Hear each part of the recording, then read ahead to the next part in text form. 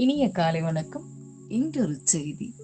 அவமரியாதை. யாராவது நம்மை அவமதிக்கும் போது நமக்கு கோபமும் வருத்தமும் வருவது இயல்புதான். ஆனால் ஒரு முனிவரின் இந்த வரிகள் அவமரியாதையை நாம் பார்க்கும் கோணத்தையே மாற்றி அமைத்து விட்டது. அவமரியாதை என்பது அவமானம் அல்ல, அது ஒரு தகவல். அது உங்களை அவமதிக்கும் நபரின் குணத்தை, அவர்களுடைய பலகீனத்தை, பாதுகாப்பற்ற தன்மையை அல்லது அறிவின்மையை வெளிப்படுத்துகிறது. அவர்கள் உங்களுக்கான மனிதர்கள் இல்லை என்பதை அது காட்டுகிறது. அங்கிருந்து நீங்கள் நகர்ந்து செல்ல வேண்டும் என்பதை அது நினைவூட்டுகிறது.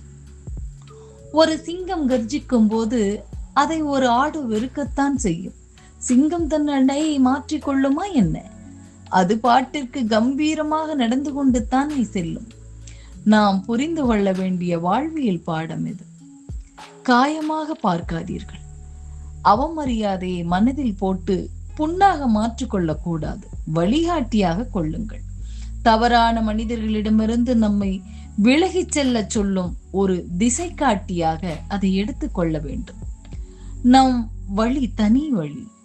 உங்களை புரிந்து கொள்ளாத மனிதர்களிடம் உங்களை நிரூபிக்க முயற்சி செய்யாமல் உங்கள் பாதையில் அமைதியாக முன்னேறி செல்லுங்கள். அவமதிப்புகள் உங்களை பலகீனப்படுத்த அனுமதிக்காதீர்கள்.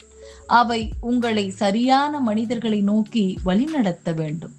அதை உங்கள் மனம்தான் முடிவு செய்ய வேண்டும் என்று சொல்லி இந்த நாள் உங்களுக்கு மிகச் சிறப்பான நாளாக அமைய என் வாழ்த்துக்கள்.